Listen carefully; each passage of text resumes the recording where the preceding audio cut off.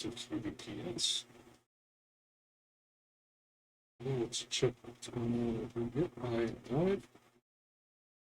Stream is managed. Cool.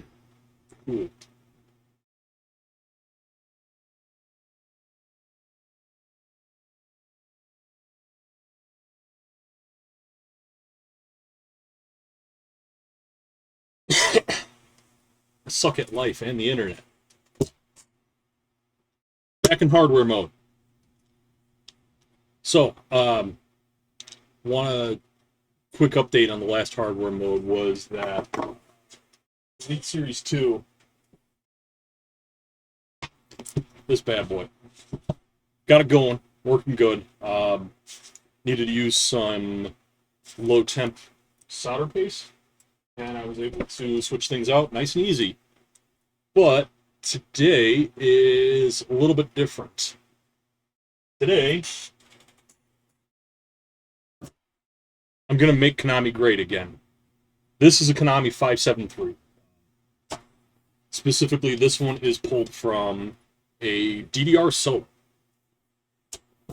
The problem with it right now is this CD-ROM drive is starting to go out, so I need to open the thing up, clean it out, pull the CD-ROM drive off, open that up, clean it out, maybe resolder some stuff. Hey, you made it.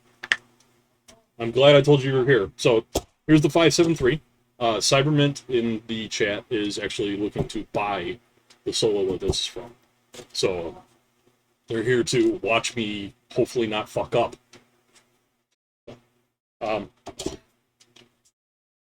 Solo 2000 is the mix. Holy shit, NGC, man, that was a burp. So, Solo 2000, I believe it's an official Solo 2000. One thing you're gonna want to know, let's see if I can get this on cam. Solo 2000 was not a mix that required a compact flash card.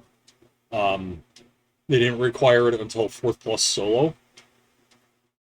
So we don't have a flash card to sell along with this. I know you were looking at eventually running Extreme, so that's actually going to be a little bit of an issue. Well, we don't have a known working.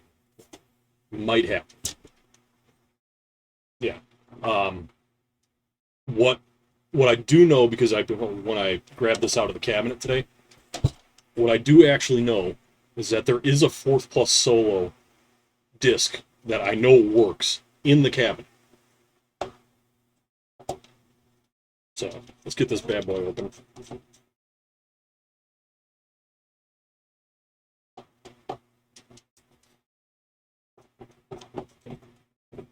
These 4 screws right here, that's the mount for the sled for the CD-ROM drive right here. Yeah, 4th Plus Solo is actually really good. I've gotten to play it, and I like it. The 6-panel charts are actually pretty good in it, too. So I'm working on a screw over in this corner up here right now.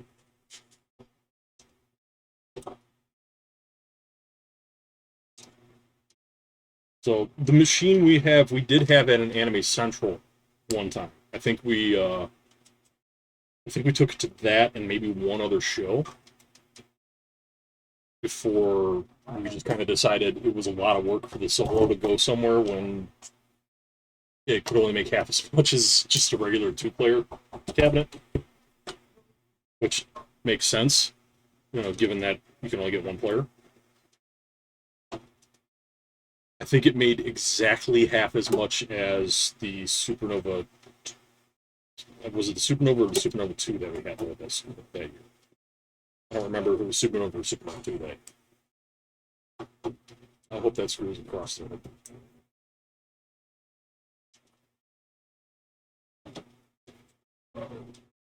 The screw on this back corner down here is being funky.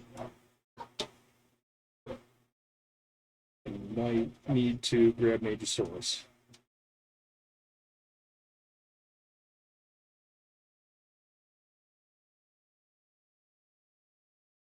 Yeah, let me grab Nagisaurus.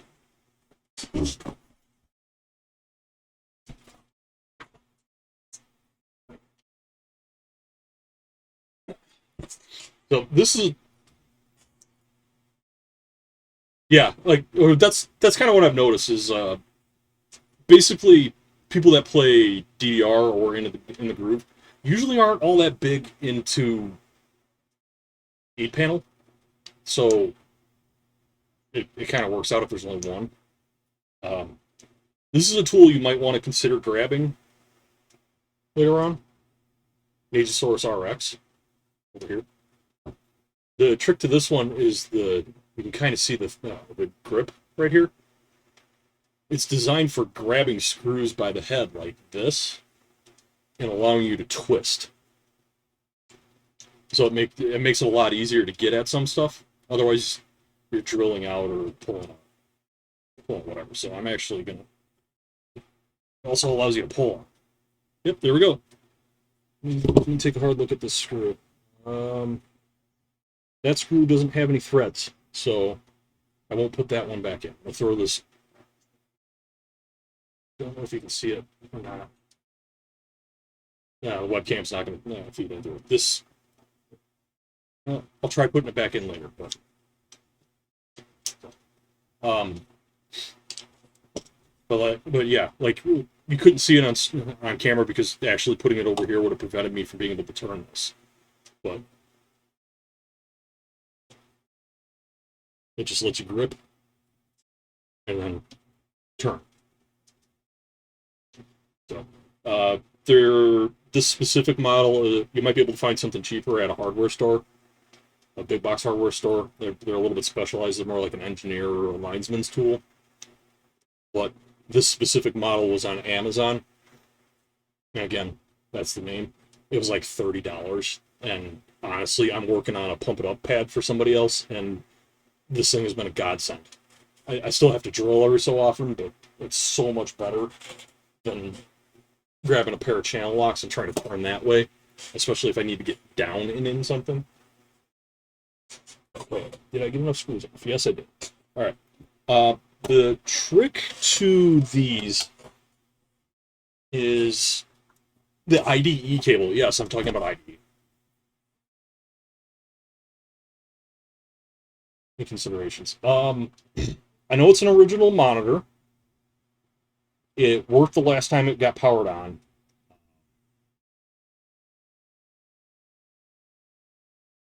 And the last time it got powered on was actually like a month ago, so that's a good sign.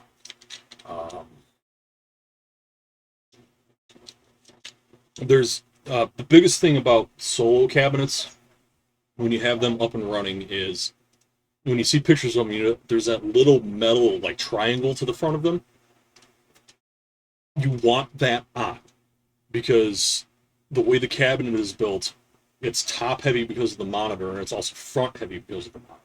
And then once the marquee gets put on top of it, what you're going to run into is the whole thing just wants to flop onto its face. So if that metal triangle actually isn't mounted in, the cabinet will try to fall on the pad, and usually while you're playing. So, but that's there with it.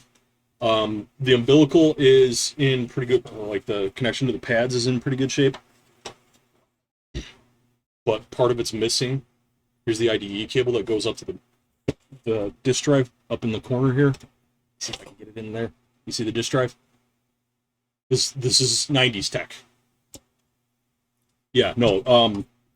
If you ever see one with, like, if you're ever gonna buy one that was listed without it, you gotta get something mounted into that to help solidify it. Since there's no,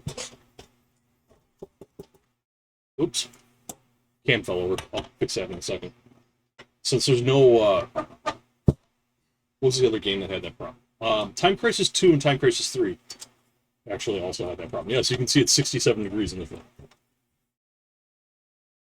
Okay, we're out. The inside of this thing looks great. Hang on, let me get the camera up. How's it going? So here's the motherboard section of here. I'm just using a piece of hockey tape to keep my cam kind of on the monitor here.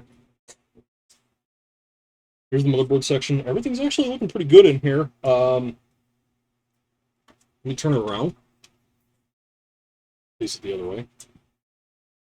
This is the IDE cable that goes into the back of the hard drive. This is actually where power goes in. 12 volt, 5 volt, and the 2 grounds in the middle. So red is 5. The other color is going to be 12. This is your bootloader. You won't be able to see it. I won't be able to get a solid look into it just because of the cheap webcam. But this is an official Konami boot ROM. It's a 700 AO1. So that's really good. That means if you decide to do extreme, you just use the psx.exe. And then this is the RTC. This is a battery. These fail. It's inevitable. I can't tell you if this one is working right now or not. I would need to undo literally everything. And then even then, I don't know. I don't know what points to put it in. This is probably the original. It's not socketed right now. From what I haven't done it, but from what I can tell, using a soldering tip on it doesn't work all that well. So what needs to be used is a hot air gun, a hot air station. I have that. I recently just picked it up, but where did I put? I thought I grabbed. Oh, there it is. I'm gonna hit this with some compressed air real quick. As you can see, it's very clean. I don't really see any issues anywhere in the litho array. Add some light. Oh, that's harsh. It's very harsh. This is a resistor array right in here. Those are all top surface mount components. Through hole surface mounts, except for caps right in here and these resistors. All these wires back here. All these wires back here go up to this board. That's your digital I/O, I believe. Lots of surface mount, but also a decent chunk of through hole. So I've very rarely seen any non-video components on these die. I have seen video components go, but not non-video. Let me blast some dust into those card readers.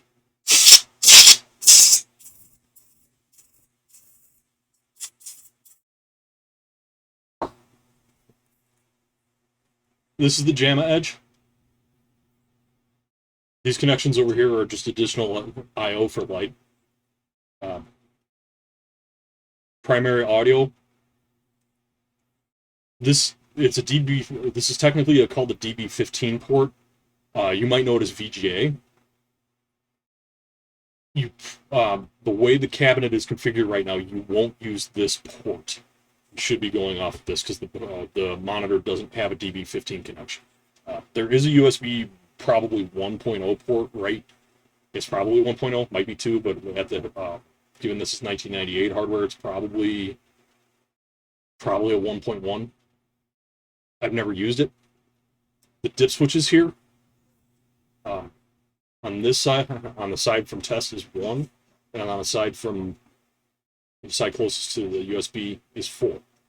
If you're doing an install, you need to flip 4 down, and then when it tells you to flip the dip switch, you power the game off and then flip 4 up. I know some people have remoted them. There was never any need for this one because actually on the solo cabinets, you can access the 573 from the front, which is kind of nice. So, but there's nothing left to do on the motherboard section of this, so I'm going to go back to the top part and start using the CD-ROM drive dealt with. So here's the CD-ROM drive. I don't know what model this is. Let me dismount the 4 screws on the top. I've been I've been at working on this stuff since about 2003. So I'm fairly well versed on a lot of it. I'm not the best in the world. I don't do it constantly, unfortunately.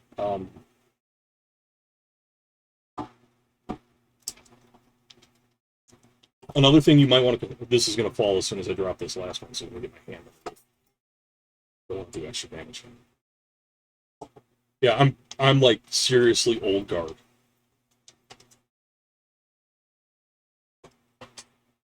I mean, like I was a known quantity on DDR Freak. So if that tells you anything.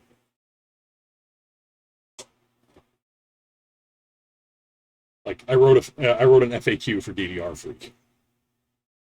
So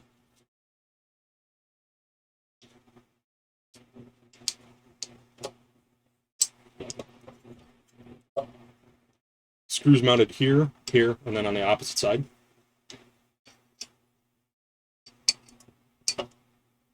My issues are happening because this is. Oh yeah, I'm old. My issues are happening because this is magnetic tipped. All the screws in this are the exact same, so I'm not horribly worried about order or anything. I won't run into any different size screws until I start in the actual drive.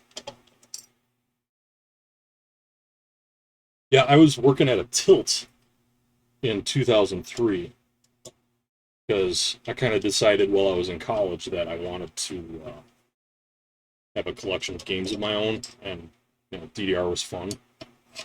Like I always loved arcade games, but I kind of fell out of it while I was in college, and then I just happened to pop into the local arcade. They were still in the malls. And tried out DDR for the first time when it was like third mix. And I was like, oh, that's not bad. Then I think I went back to playing Marvel vs. Capcom 1 or something.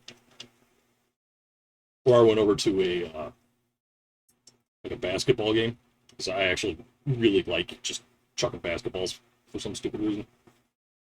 What's going on? Oh, yeah. More screws on the bottom. There and there. And my girlfriend is texting me because she's just about out of work.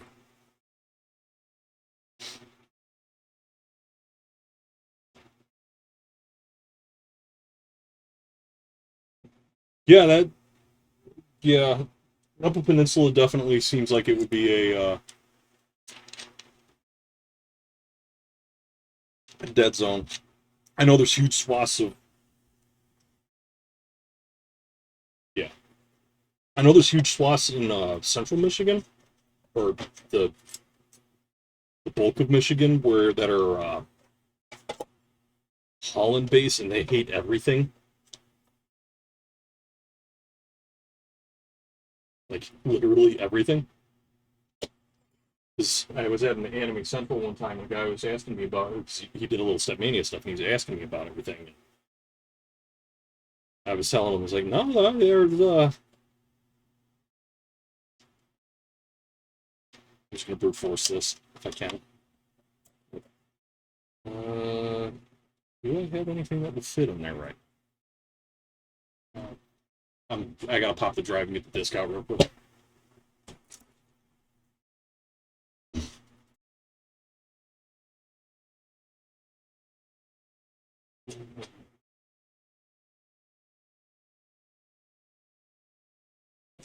Let's see if this pick will get in first. If not, I'll use that cleaning tool.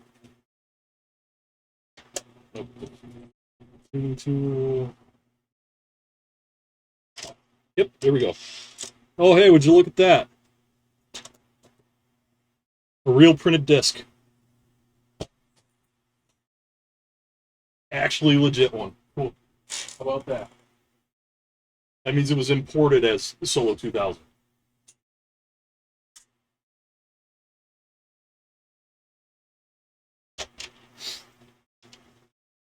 This is a CR589B model, manufactured in April of 1999. Last one laser product. So, yeah. Might be a little hard to see. This is really old tech, so you might not be familiar with this. Right here, you can kind of see those 4 pins right there, and then there's a little black thing right below where the screwdriver tip is. Old CD-ROM drives required a jumper placement to tell you, for the system to know what exactly the hell position this drive was in. Your options are master, slave, and cable select. Because IDE drives and computers, I think they call them PATA now. IDE drives and computers at the time would often be 2 pieces. Right? They could allow for 2, like a CD-ROM drive and a hard drive to go in. Master means only pay attention to this while booting. Slave means don't pay attention to this while booting. And cable select means, oh shit, things are going to get fucked up. So if you do decide to replace this drive, like what I'm doing doesn't exactly work, and you do decide you need to replace this drive, whatever drive you get, make sure that jumper is set to master, or the whole thing won't work. Right. Is this screwdriver a bit too big? Yes, it is. Hang on, let me grab a smaller screwdriver.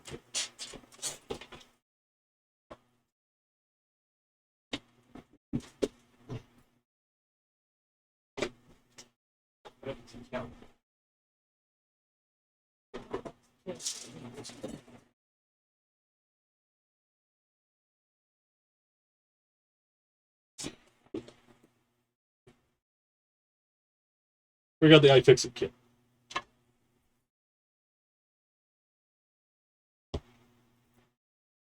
I can probably put this thing back together with the iFixit kit too. This one is the one that's stripped out.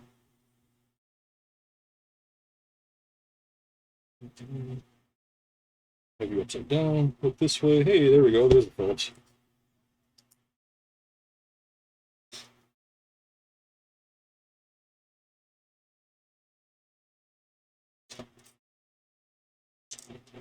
I had a temporary job at a computer component repair place. It was like a 1-month stint. Now, what we would do was, this was like 1999, 2000, so right around the time that this thing was built.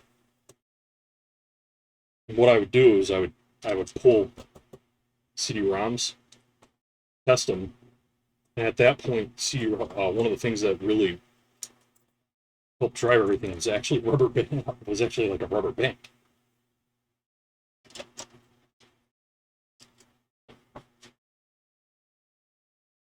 So this is bringing back memories of old times. Actually, I need to pop up for one more time.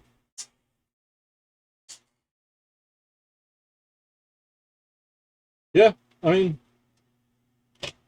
before they figured out it was a better idea to direct drive with.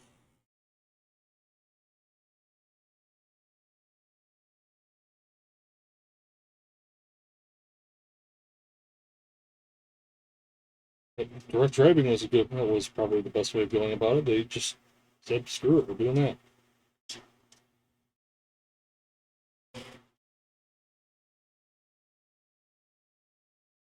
I'm willing to bet this is going to be one of those rubber bands. This right here, behind this window, that's actually a magnet. That's how it spins. It's real quick.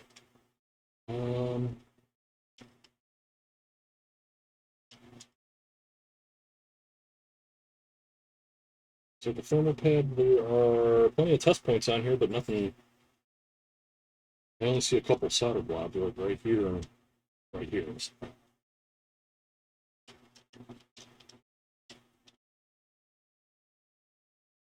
I seem to recall these used to pop off.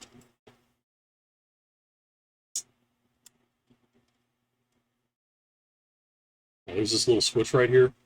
You flip that out, and you can actually have the drive vertical. It keeps the disc in. It has been such a long time since I've messed with it. CD-ROM drive. Let's see. This is first.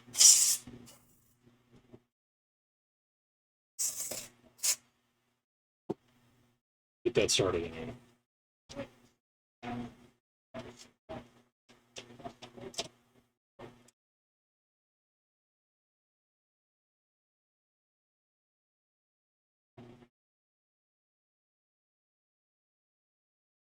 Yeah, that's it.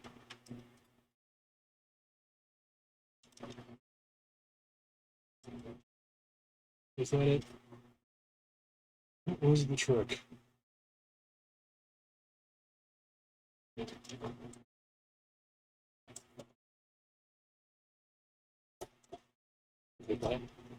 That's a start right there.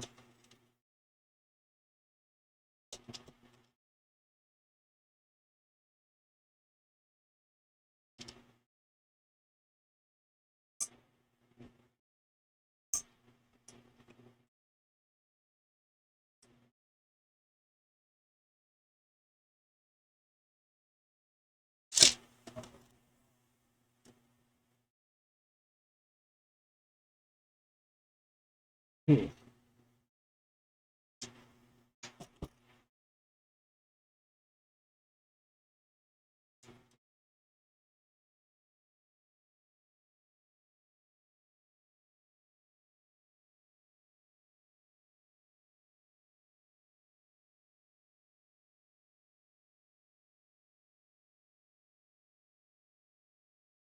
Looks like this might be a direct drive one.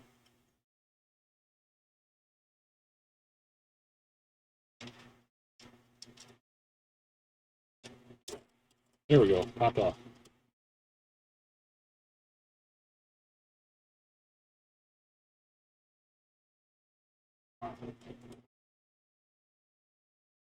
Oh, camera fell again. That piece of tape's getting worn down.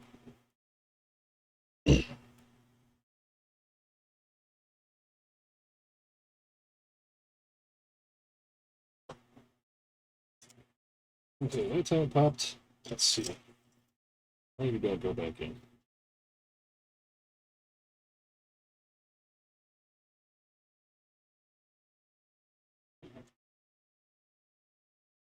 I see a screw.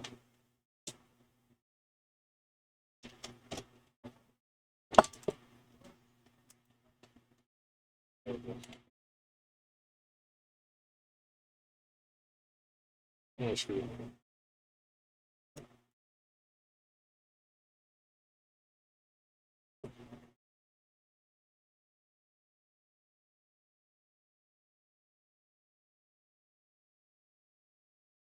Yeah, might let it come out.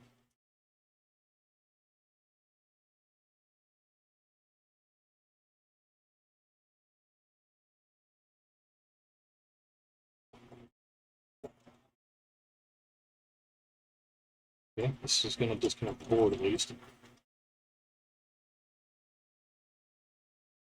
Is it? Maybe?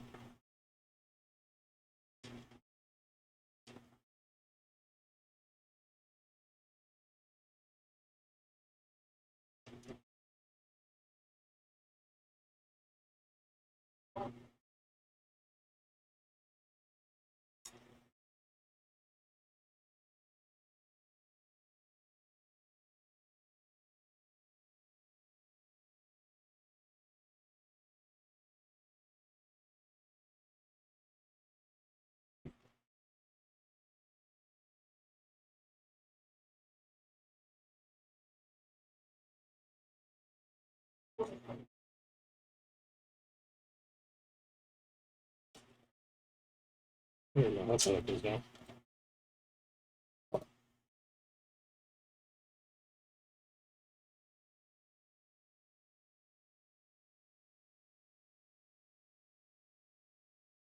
Just trying not to break anything.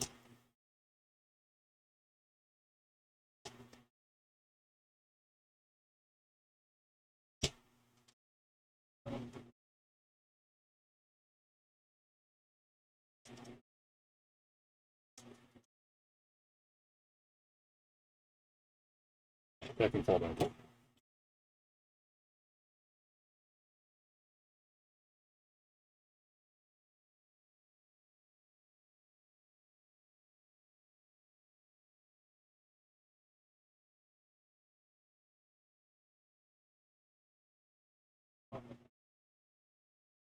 Here's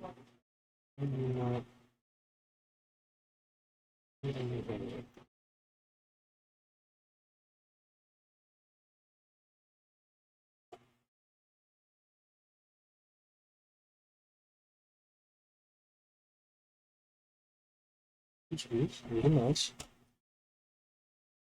This is the fun part. Looking into something I've never opened before. I haven't opened this model before.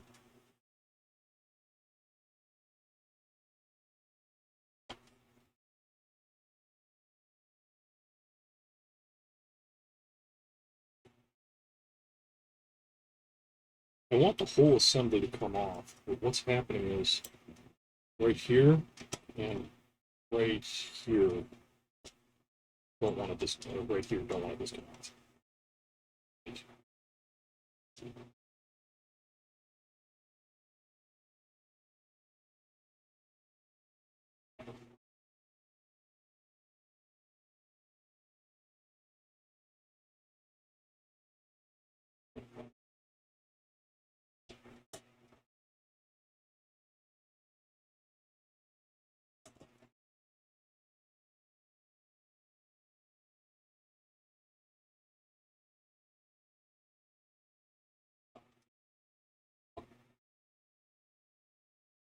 Seems like there's a clip catching it. So.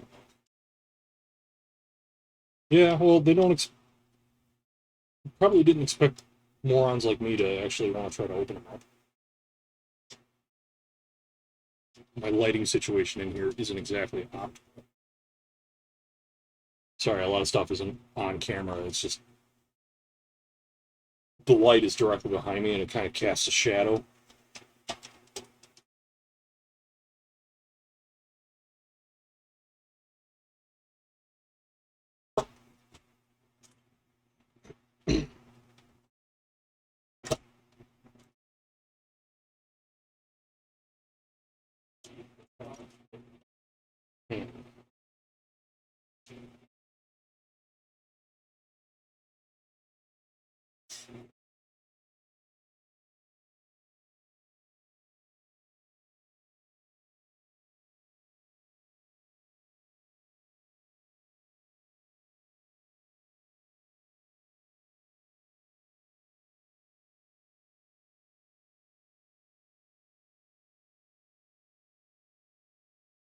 Ooh, this smell almost everything.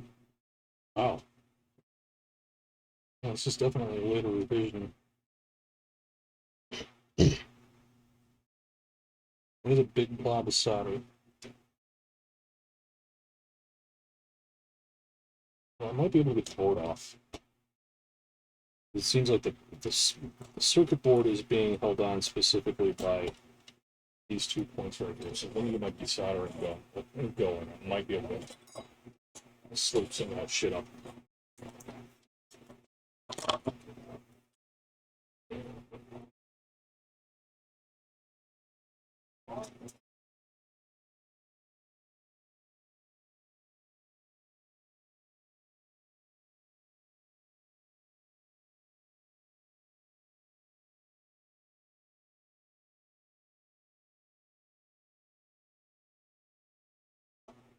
Might not get me at the laser, but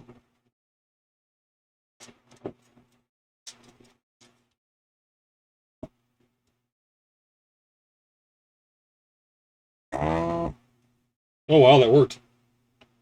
That actually sucked all of it up.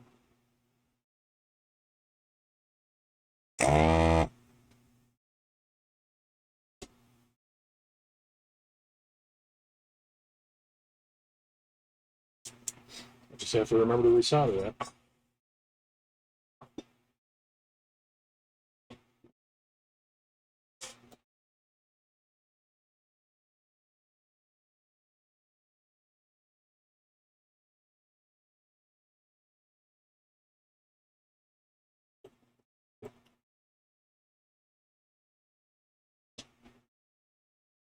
No, not quite.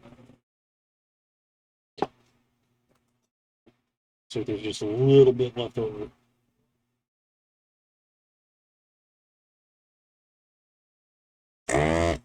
Yep. Just that little bit.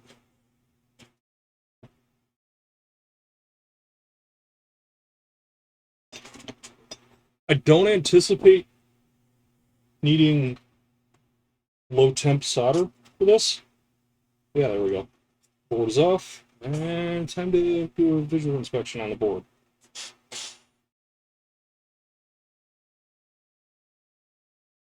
Going over there.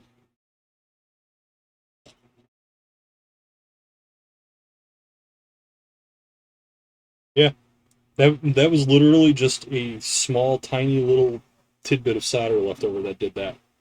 That held that whole thing on. It's not a surface mount. I don't have a microscope, but everything through looks good. So now I just need to figure out.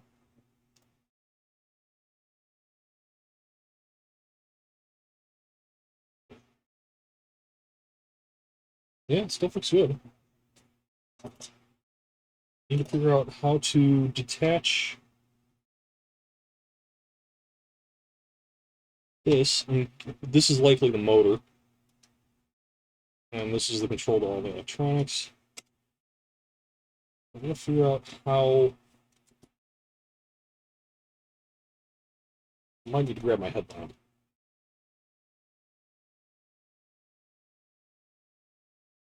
How do you stay in? It's not by that.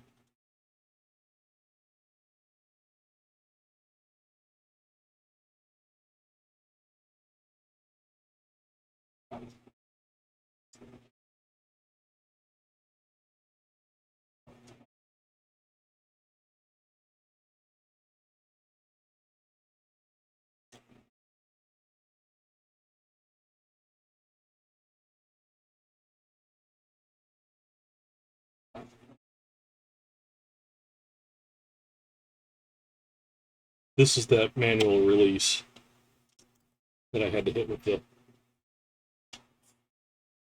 thing.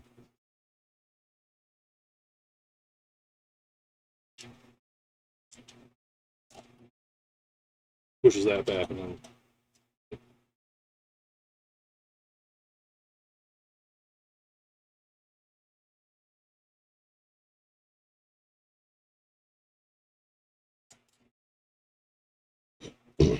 Okay.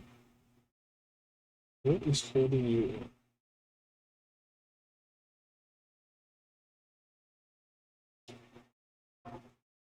I don't want to try to pop this, because if I pop that, that'll be almost impossible to get back.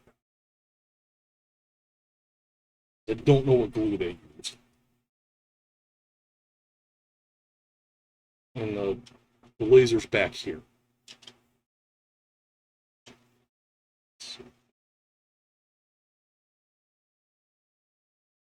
See clips that I can access, but I don't. Clip I can access right here, and then a couple of clips I can access right here. Don't want these to be. I want to mess with these two. And this will actually just release the gears that open and close everything.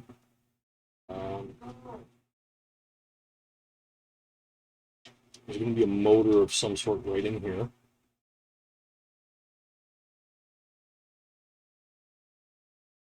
It looks like right here, and right here, and right here, and right here are what's holding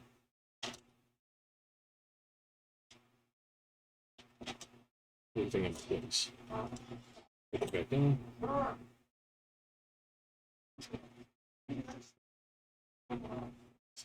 What's holding you in?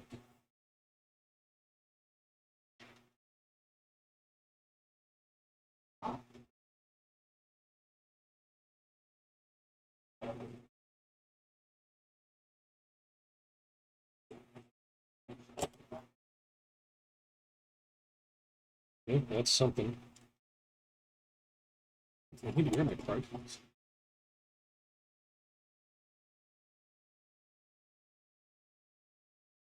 Hi, Nick. Yeah, a puzzle that doesn't really have a clear answer to it. Give me a second. I'm going to grab my prize stuff.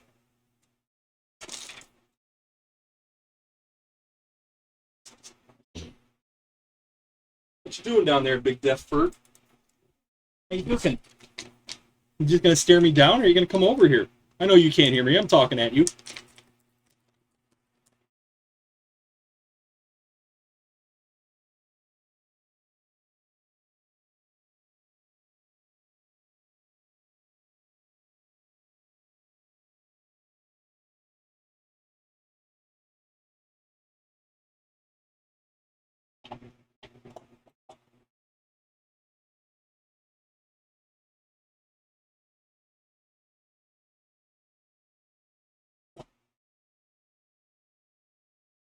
Just hope I'm not bending the metal out too much.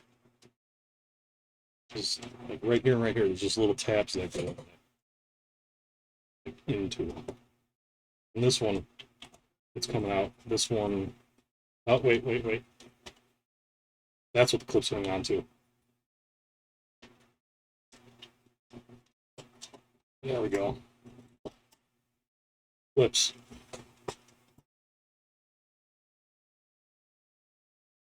Come on. That needed to be even, didn't it? Yeah, finally. Okay. Well, I don't see the adjustment pot, but there's the laser, there's the motor. Motor has a little bit of resistance to it. Like me touching it, it should move with me touching it, which is right. Gonna pop that one more time. So get a look at the reel.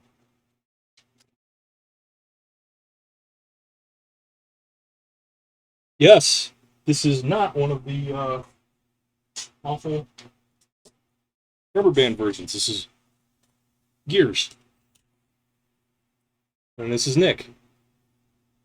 Yeah, take a look. Take a look. You're just a weasel. All right. Let's see. That solder connection appears to be good. Don't see.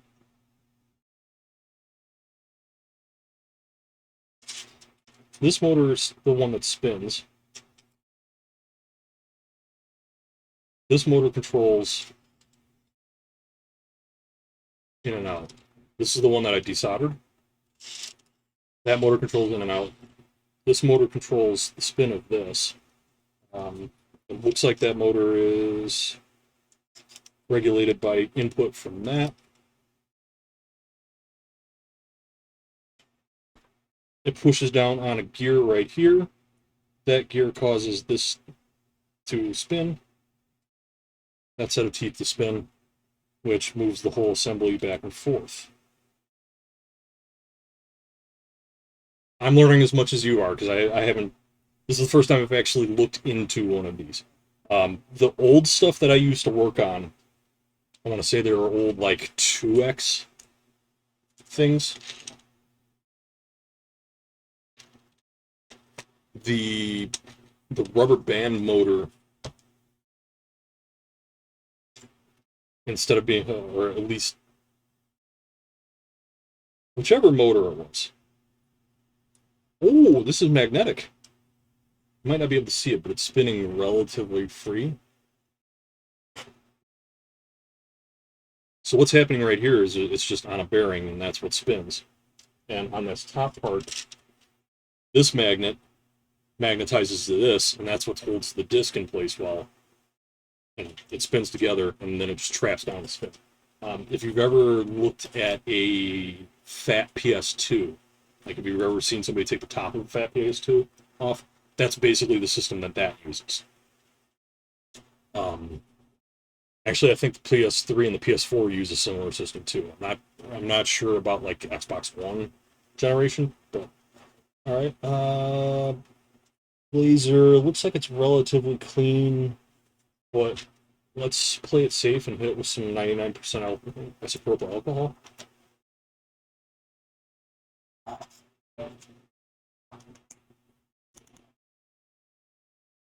Come on, close. IPA.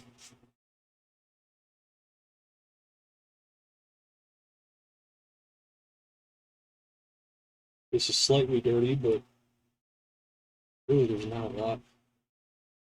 I mean, there was a little bit of dirt off the ones, but it's not like that whole thing turned black or anything.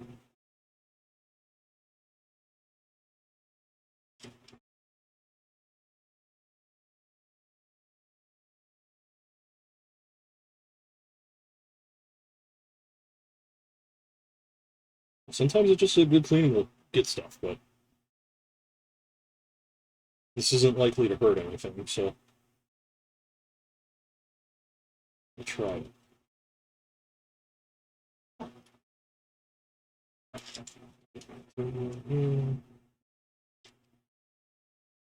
Alright. I think this is about as good as I'm going to be able to do on that.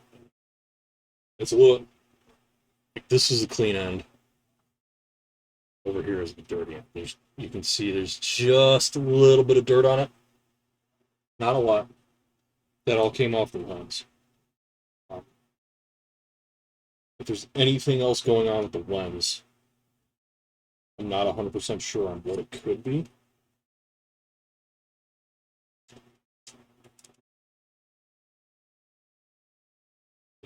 Hopefully me taking this apart didn't break it further.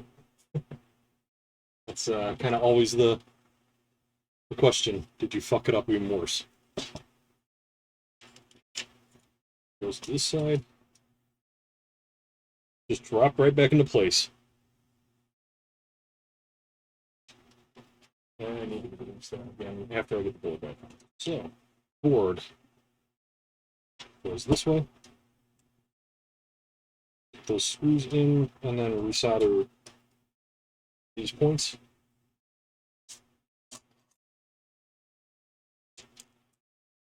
Screws marked here, and the other one was, oh, there was a graphic for it.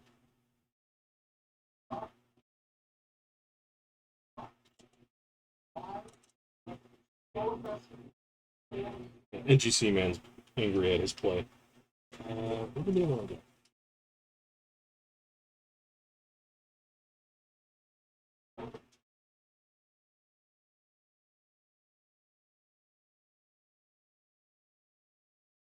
Yeah, all of that just to get some isopropyl alcohol on that. Okay. You go here.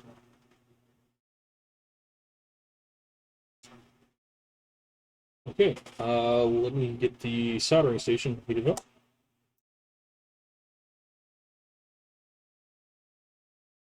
That's going to take a couple of minutes to warm up. I will be right back. Okay, maybe not right back.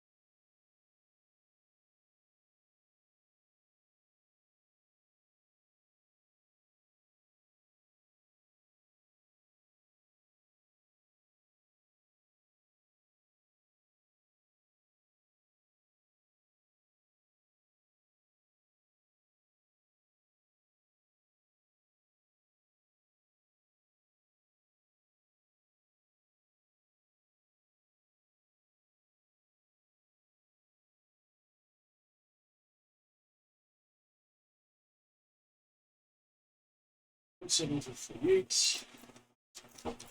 Okay.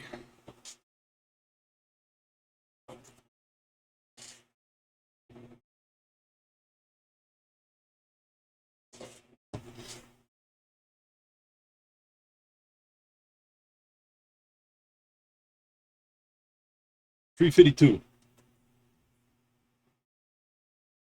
I am operating at 352, roughly 352, 353 degrees Celsius.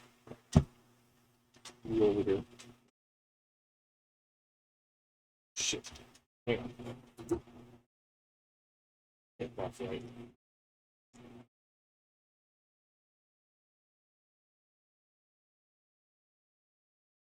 Feels like there's some alcohol leaking out of this, but cap's on tight, so it just hadn't evaporated yet. Okay. Clean. tin.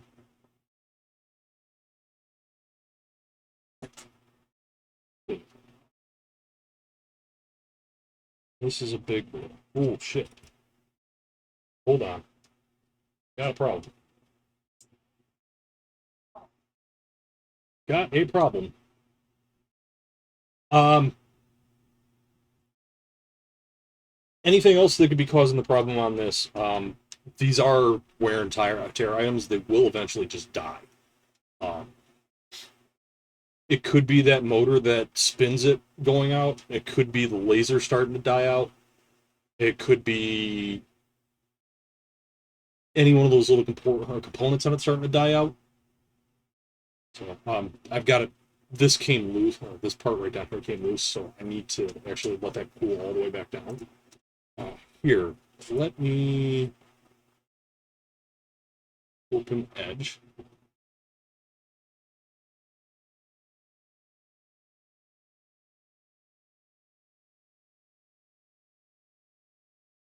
Yes, that's my Microsoft account.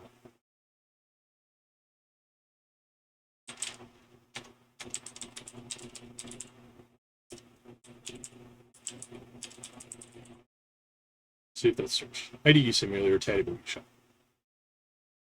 We have actually used this right here. This IDE simulator that you see up on the screen. What ends up happening with this is you just get it like either a micro SD card or a USB 2.0. It's either an SD or a micro USB, and it replaces this drive entirely.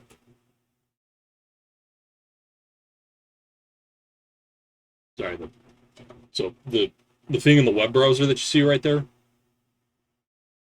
replaces this, removes all the moving parts, removes all the wear and or most of the wear and tear parts. Um, you usually have to get like you can see it's $200, but it works great. Um, our extreme cabinet has it in it. The thing, anything where it's driving or reading off it's supposed to be reading off the CD. Yeah, yeah. This is what I was talking about before. Anything where it's supposed to be reading off of the CD. This thing, instead of operating at like 2x CD speeds, operates at USB 2.0 speeds. Um, it was hilarious when we installed it. We had to reinstall Extreme. This is basically a super disk image on a double machine. So we reinstalled Extreme, and it took like 40 seconds to reinstall Extreme instead of like 4 minutes. So it was a significant improvement. You tighten up. We have tightened up. All right, that needs to heat back up again.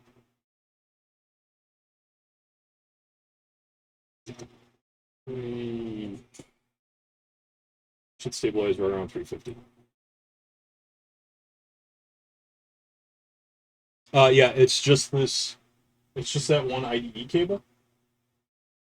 Um, like you saw, the cable's in there. Here, let me jump over, get my mouse on. This connection is just the same exact IDE connection as what is back here. So what I was circling with the mouse is literally this right here. So you just like if you replace the disk drive with that thing on screen, the 4-pin Molex power connector goes in the white thing on it, and that's what would have gone into these 4 pins right here. And then the IDE connection goes in that thing that I circled earlier, and it just covers all of it. While that is officially heating up, I'm going to replace these 4 screws. Real estate. Oh no, I can't do that yet. You should be hot now. Let's test it.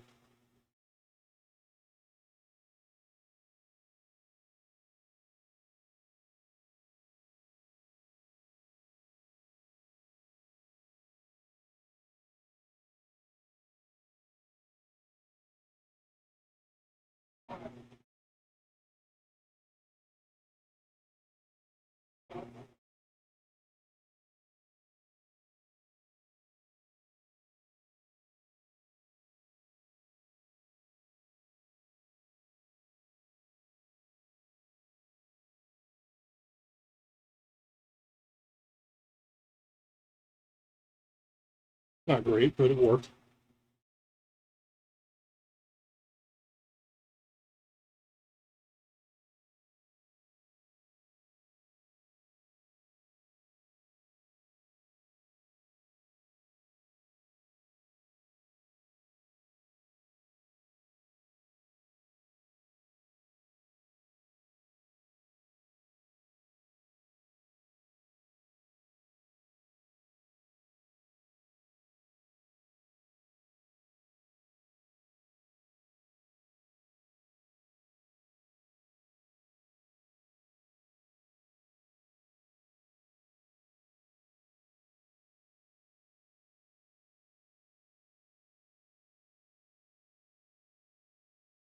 Okay. Yeah, this solder just doesn't really.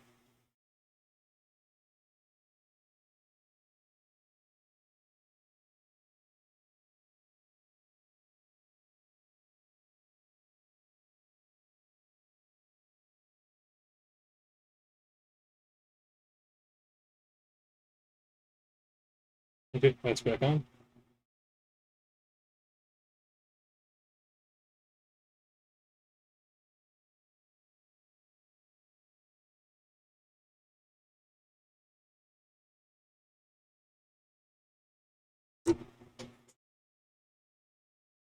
That's back on. If anything's wrong, it's either in there or that connection.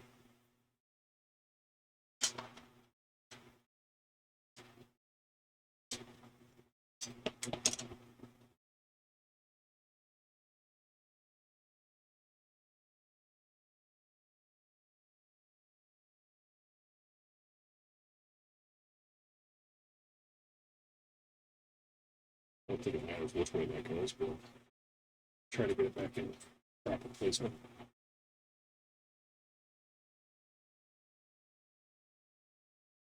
Oh, there's that. This one actually is directional. There's a tap it. It's right there. So, screw you back in. We're in the reassembly phase now, so. Did you save that website for the simulator?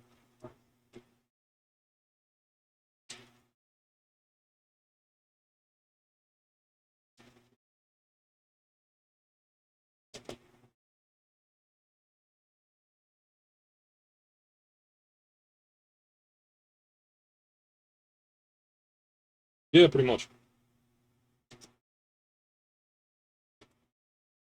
I am pleased with how clean everything was inside of this. I was worried it was going to be kind of nasty, but like I thought there was going to be dust all over this thing. Pop this bad boy one more time.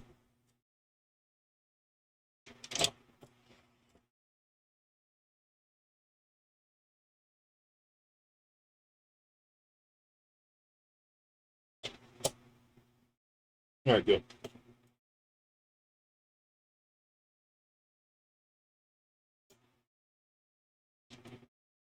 All right, we're reassembled. I'm gonna put that disc back in. So yeah, like I said, Solo 2000. Let me go back to the other scene. Solo 2K, legitimate as hell disc. Honestly, causing some lens flare. It is 9 o'clock. Do you know where your children are? I told you last night. No.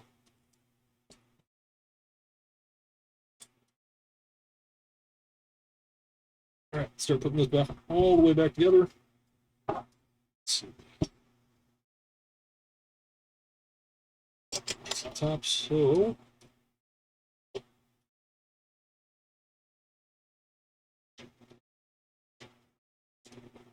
place right there. Um, well, you got me, man. I'm just working on reassembly. You got any other questions for me about just like general other maintenance? Any like tool tips on tools you should get a hold of or any of that kind of stuff?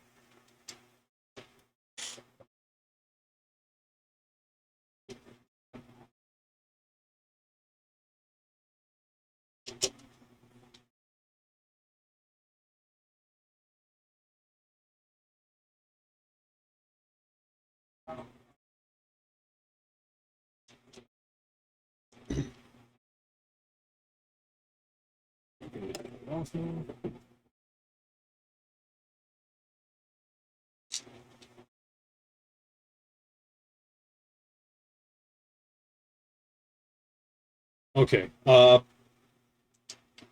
Solo pads aren't all that much different than regular pads, aside from them being smaller, heavier.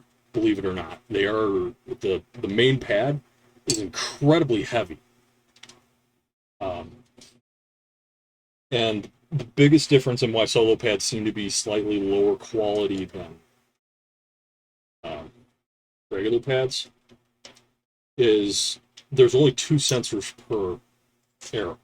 I know a bunch of people have actually figured out how to add more sensors to them. Basically, you're just stripping other sensors. The biggest the biggest thing about keeping a machine in a public environment is that you want to keep things clean. If you don't keep things clean, they get dusty and then they get rusty. The pump it up pad that I'm working on didn't get kept clean, and it got dusty, then it got rusty, and it's god awful. I shared a picture of it with the DDR Illini crew, and they were like, "What the fuck did you do to that?" And it's like, "Well, I mean, I didn't do anything to it. Literally, I'm ripping it apart, and that's where that Ninjasaurus comes in. Um, Let me get this soldering iron piece wrapped up. This is actually kind of like a combination of work desk, computer desk. This is where my computer is, just slightly to the left of the camera. Where did I put that? There it is. The screws that are on the thing right now are just like, I think they might even be the original screws. They actually looked like they were in pretty good shape. The person who was holding the cabinet for us was doing a pretty good job of keeping it clean despite having multiple dogs. So I was expecting things to be hairy. Yeah, that's a good idea. Um, Either making a second harness, or I know somebody's working on an adapter. I actually know somebody that has doubles pads hooked up to a solo cabinet. Be right back, real quick. Real quick. I'm still in the room.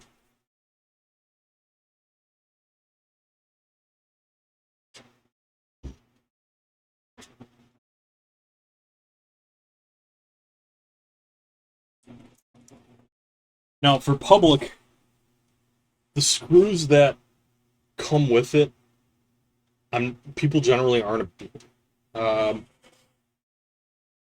Okay, quirks about this specific cabinet. When when my business partner picked it up, and he actually went and picked the thing up. It was in some like relatively rich person's basement. We didn't even know the pad came out of stage kit at that point. And what had ended up happening was they were just trying to get rid of shit because they were getting evicted.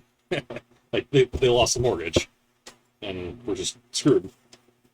Um, I think what happened was whoever that was purchased the machine, imported the machine straight from Japan, thinking, "Oh, my kids will play this all the time," and then found out real quick that your kids don't give a shit after a few days. Surprisingly, with these games, the thing that keeps people coming back is, as strange as it sounds, it's actually putting the money into it or paying to play. I know that sounds really weird, but that's kind of what happens.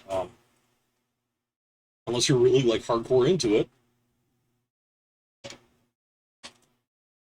Yeah, it sounds strange as shit, but that's exactly how it works. And that's why a lot of people that were like hardcore are starting to run into being able to buy from rich people. Like there's a guy, his name is Justin Denning. He runs Arcade Impact down, I think it's South Carolina. He ended up getting a Pump It Up LX off of a rich person because they bought it for their kids, and the kids were just like, "Oh, we don't care." I mean, it must be nice to be able to just waste $13,000 on a brand new Pump It Up machine, but um,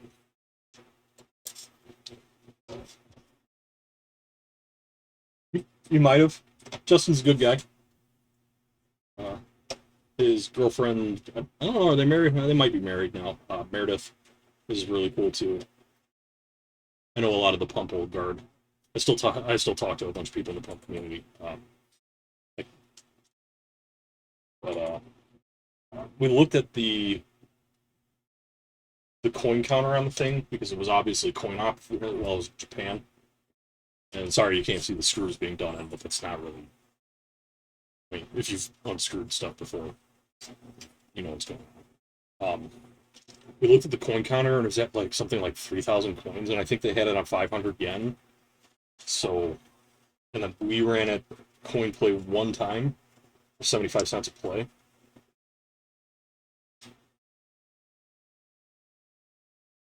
Yeah, I started on DDR, moved to Pump. I actually, the second arcade game I ever bought was a Pump It Up way back in like 2008.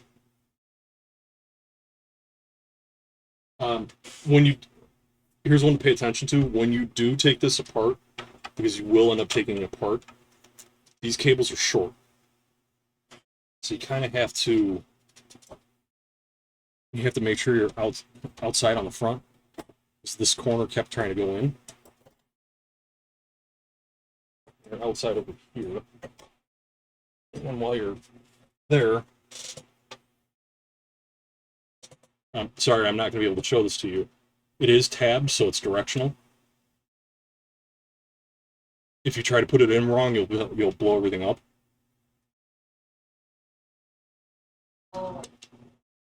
There we go. Your goal is going to be those connections in tight. And remember that trick with the master and slave. And then from here, it's just reassemble. Make sure everything's lined up. Screw all the screws back in. And at this point, for me, it's just kind of pray it keeps working. After that Anime Central, the machine kind of sat until we moved it to the house that it was at for the last few years. And that's where it's been ever since. Oh, well, it was in a warehouse for a little while.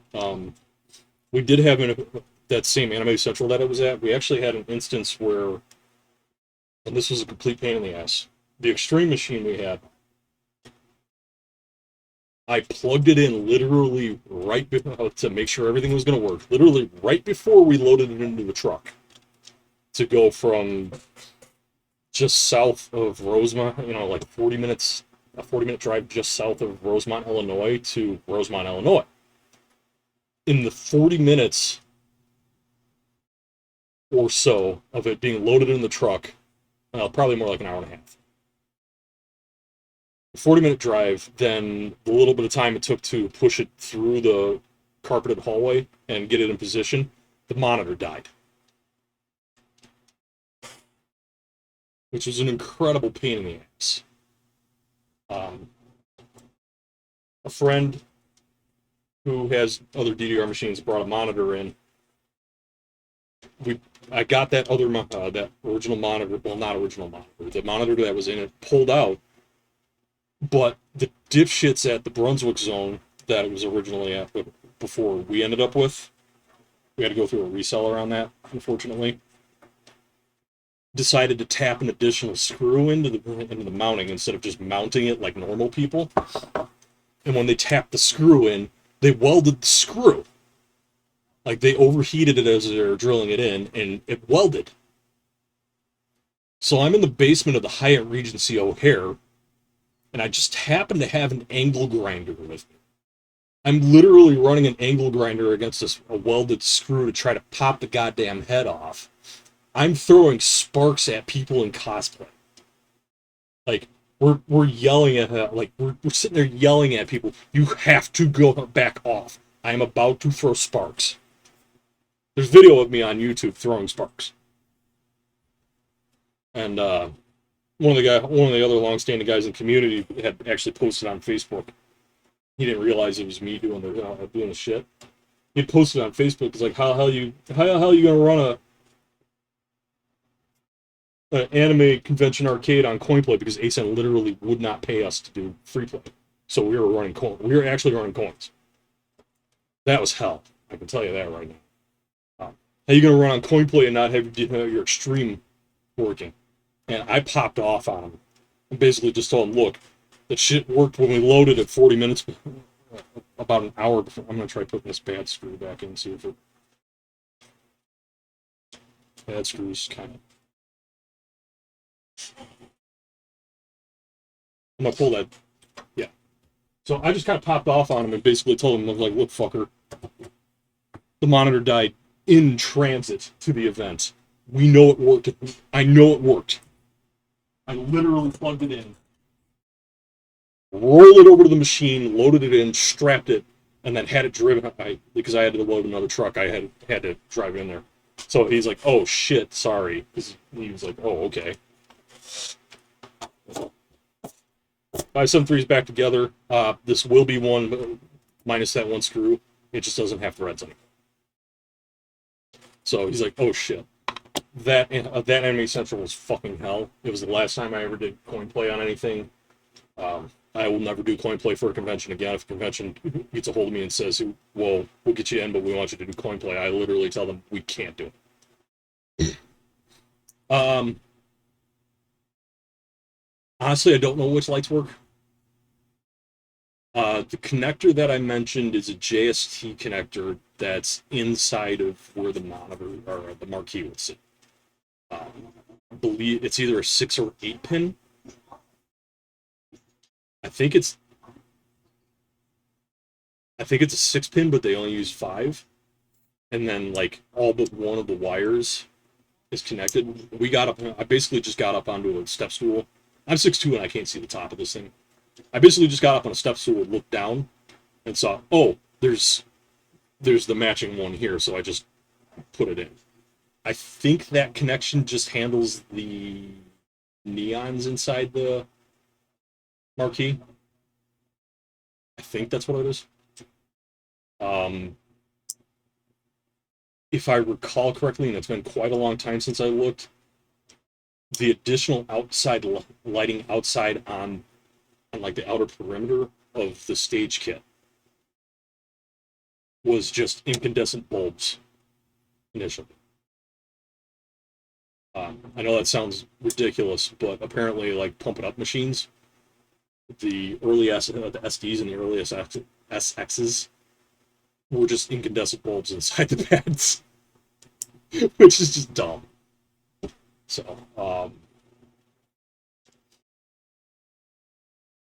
the last time I saw the machine, I do remember almost all of the lights working, but like I said, it's been years.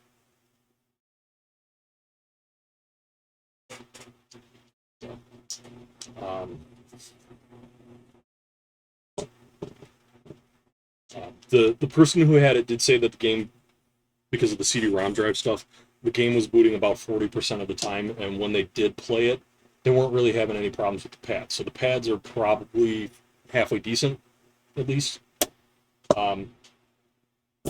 Speaking of the pads, let me move this over off screen. I'll go back to my toolbox. I'll grab some stuff real quick. Still be in the room.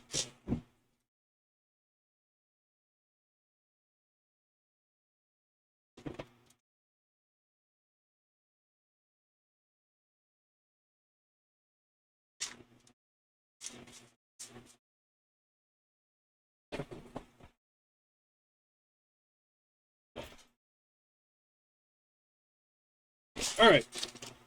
Pack of screws. We'll get to those later. This is just a recommendation for you. Remember how I said the 3D printed countersink stuff I was just going to toss in? These are the kind of screws you want. These should be exactly right because they didn't really change too much. And then here is what the 3D printed countersink stuff looks like. I do have green, but I didn't get to print very much of it. So what I'm going to do is I'll probably you won't get a red like this. You'll get more of like a pinkish. These black ones are flexible material.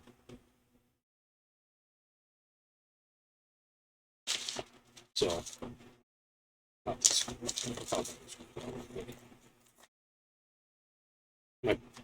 I'm not guaranteeing that my print quality is exactly right on these, but once they're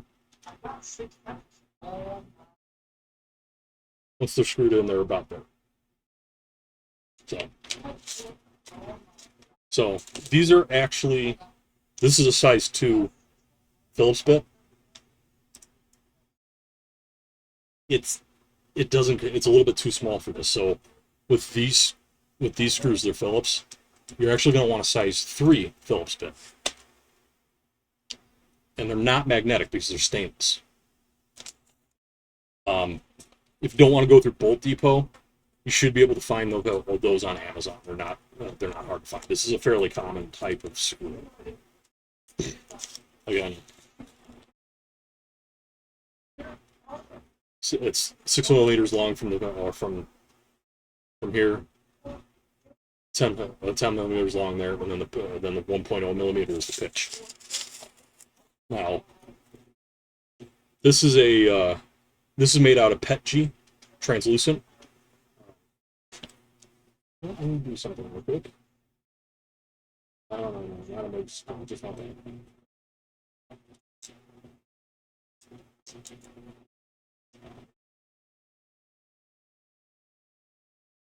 Mildly see-through. This red one isn't see-through. It will light up, but it isn't quite see-through. You're not going to get a red one. It will be a pink one along these lines. These TPU, totally light absorbent. These have more flex to them. You can see I'm kind of bending it just a little bit. These, I'm not going to give you these because they don't really have that much flex to them, and they're probably better used for pumping up. Or ITG, because, I mean, you see a nice red to it. The flexible ones are really nice for, like, the inside corners of each panel. So, you got your up, from your perspective, let's just say, up, down, left, right. So the flex panels will go here, here, here, here, here, here, here, here on that. And then also on the greens, you probably want flexes here and here for 6 panel. This is a recommendation I like, and players tend to like this, especially ITG DDR pump, because pump is used to. This is a little bit too long. This is a 15 millimeter screw. That's 15 millimeters from the bottom of the head to the end of it.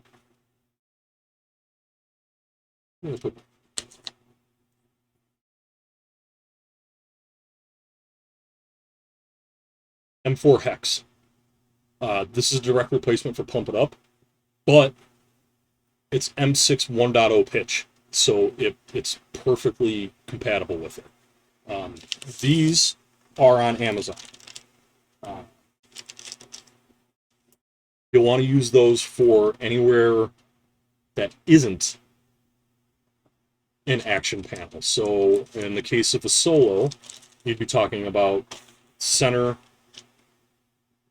and down left, down right, since up left and up right are action panels. Damn, it doesn't come off on. Here, let me go back over to the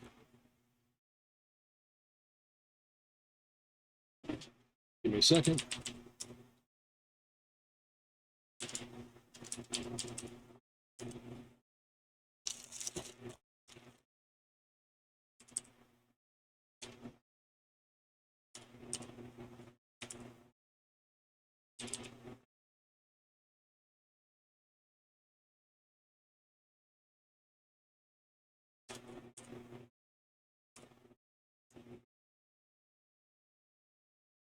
Okay, I'll switch scenes real quick.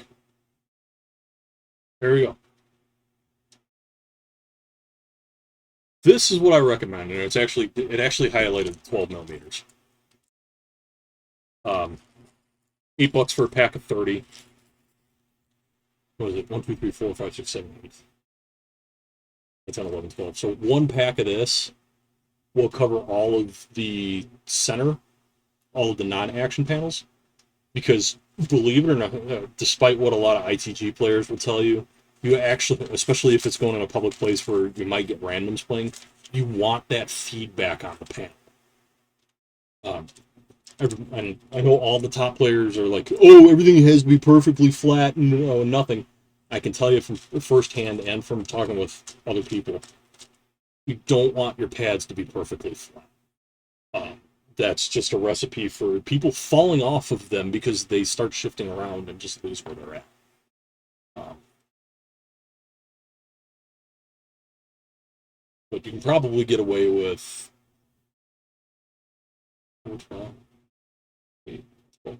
So you need 12 for the non-action portions of the cabinet.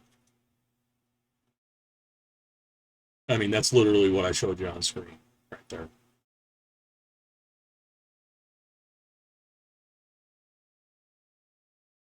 So 12 of those, and then let's see. 1, 2, 3, 4, 5, 6, 7. Whatever 6 times 4 is, or 6 times 8. I really don't want to do math right now. uh,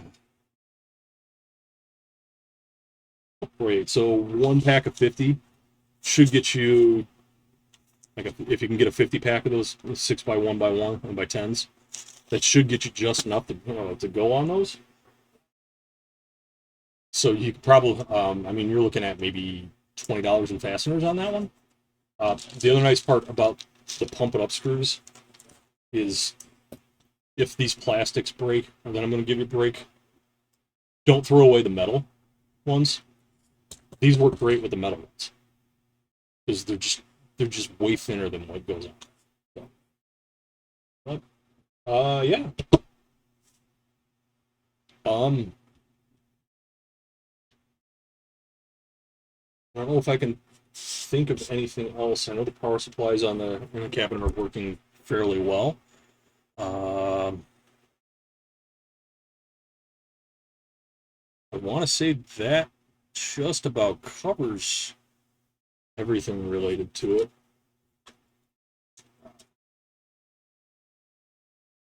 You, can you think anything else?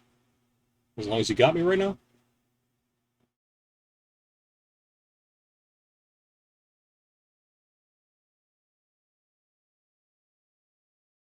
Yeah, I don't even really care about subs or any of that stuff. So, I'm not even what's that first level affiliate? Honestly, I think that's what that's called. Because you gotta have 50, you gotta have 50 followers and stream to like what is it? Have an average of like 3 to 6 people watching your streams for a little while. So like I'm not even close to that. I average less than one person watching a stream at any given time. I've got like 24 or 25 followers. I'm not really worried about it. I mainly, honestly, I mainly have even used the account to compete in Classic Tetris Monthly, joining classes Tetris League. So, but yeah, well, that covers about all of it. For converting to fourth plus solo, you'll get the disc for it already. Um, the hard part is going to be that linear flash card. We We might have an extra one sitting around. We would have to find out if it's still good. Uh, that's going to be a little rough because it's kind of buried into a scrap Fighting Mania cabinet right now. And I don't know if it's a 32 megabyte one or a 16 megabyte one. Um, I think somebody had a supply of them. I don't remember who it was, but they were not cheap. They're really hard to get a hold of. They were only done on a very limited runs, and they have a limited lifespan too. So yeah, usually I think it usually needs to be 32.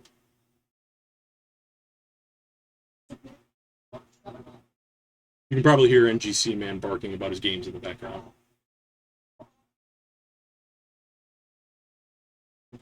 Put these back real quick.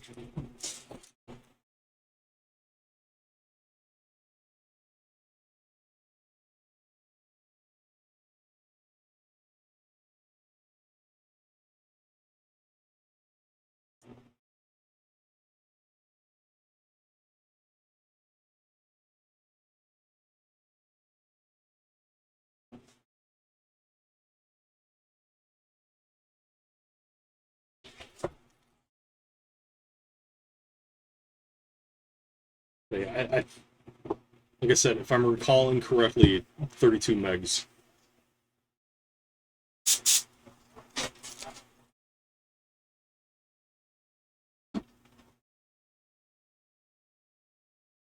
So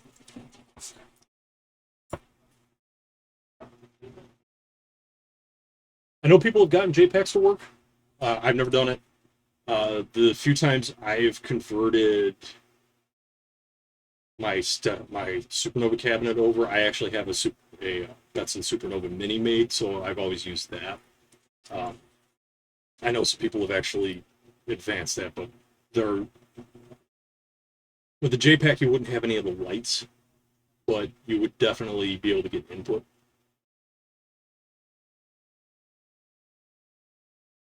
If if you can't source uh, one of the flash cards, going Stepmania might be your best bet. That also frees you up if for some reason something completely dies on the 573 or your monitor dies. Well, I mean, running Stepmania already takes the 573 out of the equation. But like if your CRT monitor dies, then you can just start working in HD resolutions and compensate for the input lag and the visual lag. Stepmania is great for that.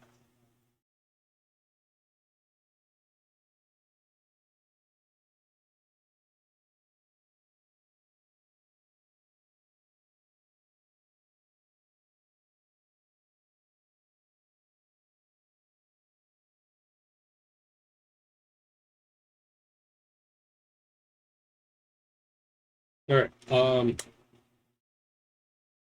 We'll talk other details back on Facebook Messenger. Probably not a good idea to talk any. Yeah, definitely talk more about it on Messenger and Meetup Plan. One thing I should ask real quick is what kind of vehicle would you be using to pick the thing up? Are you talking about just a pickup truck, or do you have a box truck or something like that? Or are you renting like a U-Haul or something along those lines? Maybe a trailer.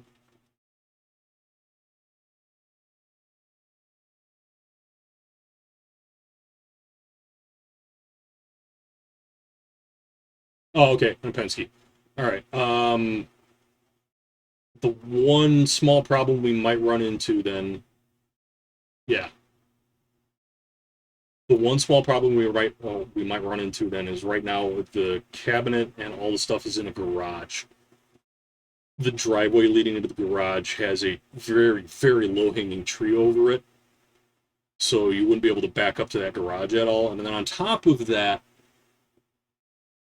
there isn't a sidewalk over to the street that you would be able to park to.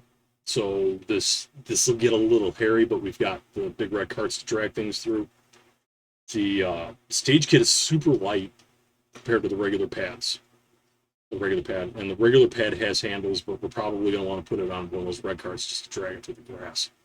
I have no idea why this guy's house doesn't have a damn sidewalk going all the way across it. You'd think a city would do that. But I will try to. My weekend's kind of funky. I'll try to stop by and at least put this 573 back in. Yeah. Well, we used to have to drag uprights out of there constantly. So it sucked. It really sucked. When we moved the thing up back to the place, back to this house, we actually just tossed everything that was out and about into the bed of my pickup truck. Well, not tossed, but, you know. So. Oh, Penske with a liftgate? Penske with a liftgate or Penske with a ramp? That changes the equation a little bit too. For this weekend, no, I'm really not. Well, it's going to take some doing, and it's been a little rainy down here, so I might be able to get a shot at it, but it's probably going to be something before I get to look at it. But,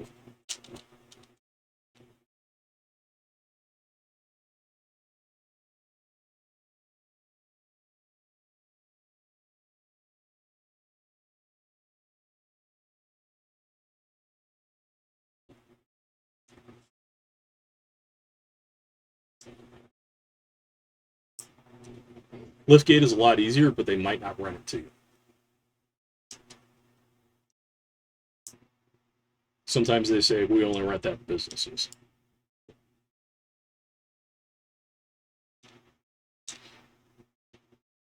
But don't take anything that doesn't at least have a ramp. Absolutely don't take anything that doesn't at least have a ramp.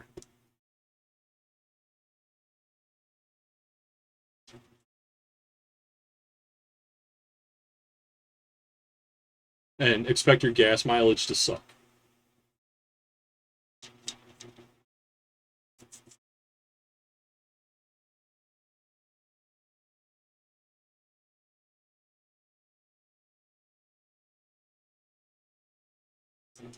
Yeah, most of the people that do conventions just won't touch a ramp setup. Like maybe if you got a bunch of bikes. Yeah, we're actually set up to do what is it next week? Anime Minneapolis, because Ryan Knopf is an idiot. We'll be doing, I believe Anime Midwest is actually a go, so we'll be doing that one. There's a Chicago area one. We're obviously Chicago area. There's a Chicago area one that's happening,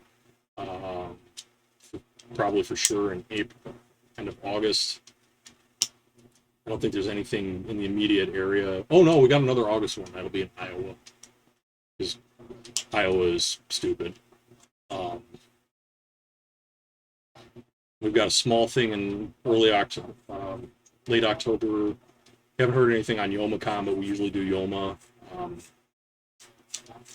Daisho canceled. I don't blame them.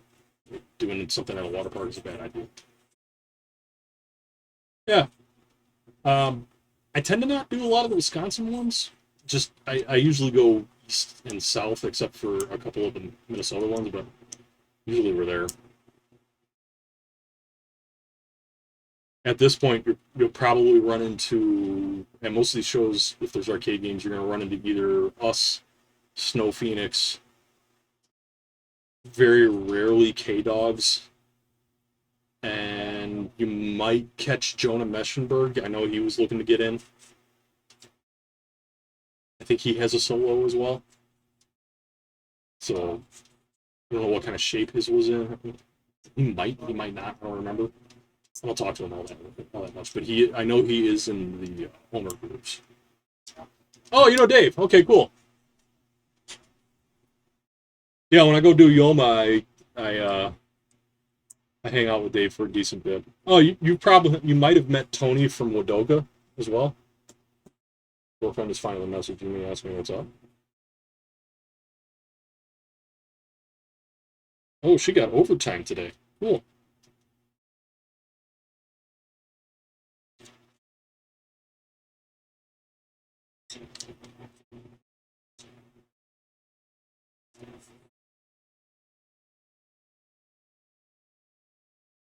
I've been dragging stuff to arcade conventions since like 2009, maybe 2010, something like that. I've been at this way too long. I'm getting old.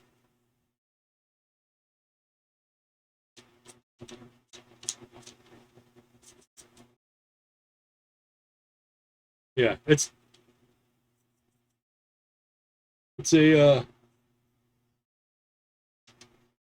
it's a good hobby slash side job